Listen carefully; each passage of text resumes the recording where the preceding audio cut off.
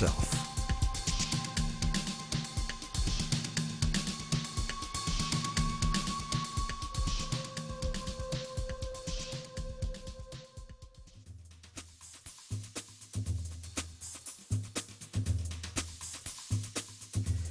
The borrower wants to purchase an item, but doesn't have the funds to do so at the present time.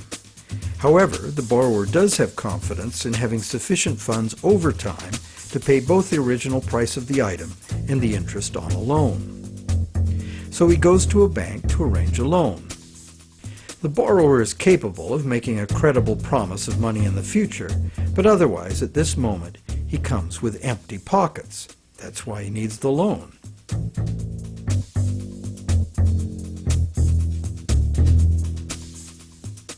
We're probably all familiar with what happens next. The bank gets the borrower to sign an agreement in which the borrower promises to pay the bank the amount of the loan plus interest, or, in default, surrender to the bank the object that is to be purchased with the loan. This is done countless times every day all over the world. But there's a problem. How can the borrower pledge as collateral something that the borrower does not yet own? If I wanted to borrow $10,000 from you to go on a luxury cruise to Europe, would you accept my neighbor's car as collateral?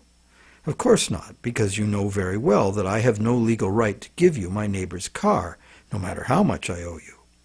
But if instead I promise to buy my neighbor's car with the $10,000 you lend me, the situation is different. You might agree to lend me the $10,000, believing I will buy the car, and will pledge it as collateral for the loan once I obtain legal title to it. However, until the transaction is completed, your $10,000 loan cannot be secured by title to the car.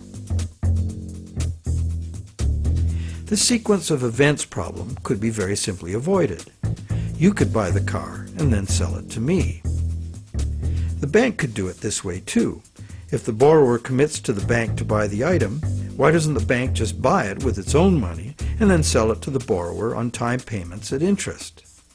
Well, the answer to that question is also very simple. It's because the bank, like the borrower, has come to the transaction with empty pockets. The bank fulfills its part of the so-called loan transaction by creating an account for the borrower.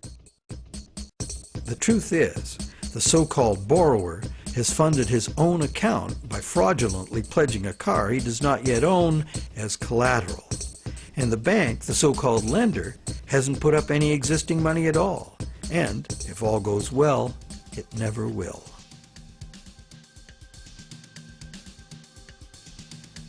The borrower believes the new numbers in his account now represent his money in the bank. He, like the rest of us, doesn't understand the difference between existing money and a promise of money.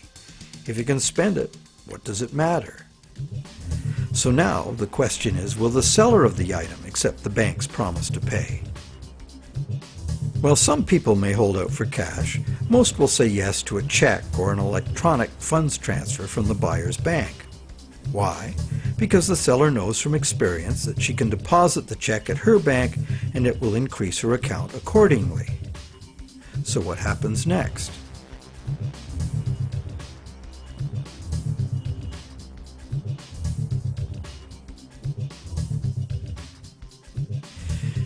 Well, obviously the buyer's bank now owes the seller's bank the amount of the loan. So you might be thinking, isn't this where the money comes out of deposits? The bank's promise to pay the borrower has just been transformed by the transaction into a promise to pay the seller's bank instead. So now the buyer's bank has to transfer some of its existing money to the seller's bank, correct? Yes, but probably only a small proportion. And over the long term, as long as the bank gets its fair share of deposits, the net amount of existing money the bank needs to cover its loans can theoretically be zero. How? Well, imagine first that the seller has her account at the same bank as the buyer. She deposits the buyer's check into her account.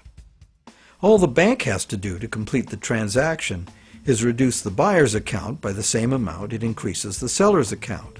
As both accounts are just promises, no existing money is involved in doing this. What is the end result?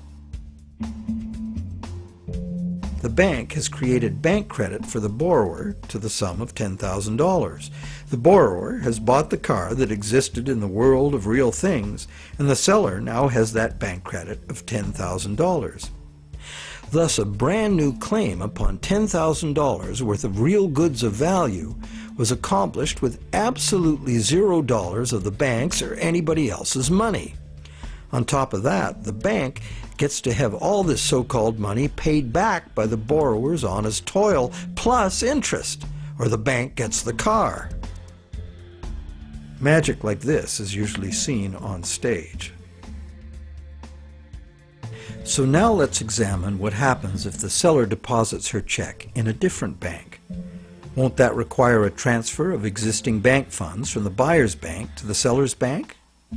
Perhaps, but it will almost certainly never be anywhere near the whole amount because, in effect, the banking system functions as one bank.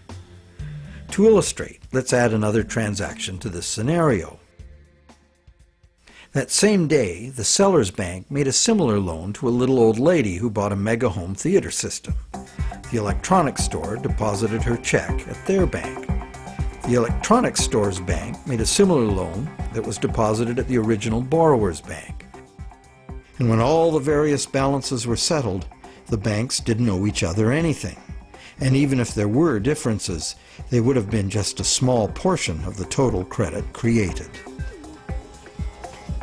So, at this point we can say that although banks don't actually lend out their depositors' money, as most of us imagine, they still need deposits to make loans.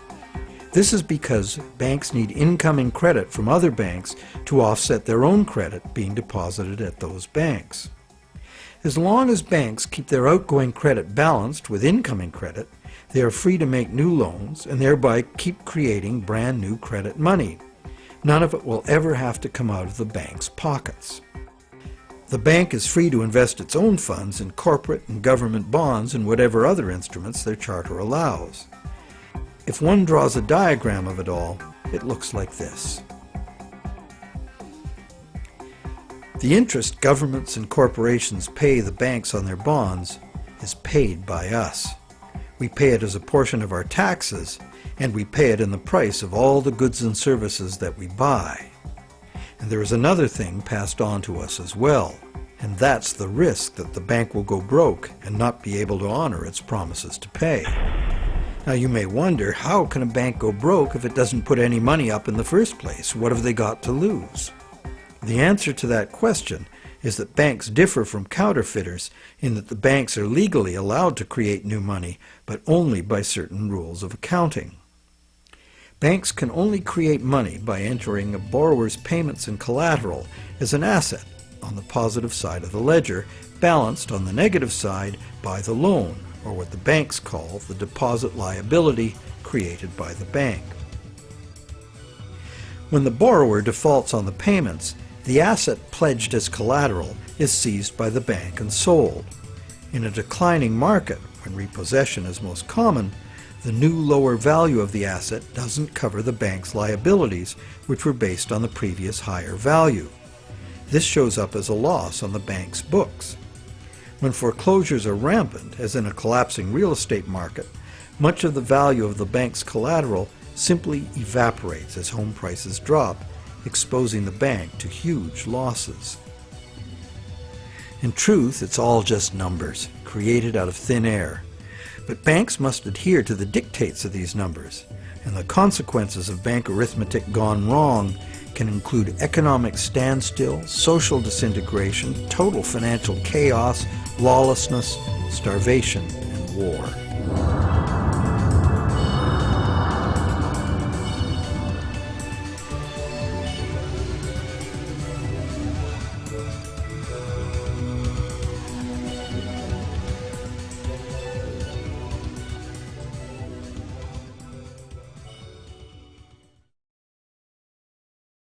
However, for the purposes of understanding the anatomy of a loan, we shall assume that the system is still functional and all three of the loans we were looking at will get paid. The end result is that not $1 of existing money has changed hands,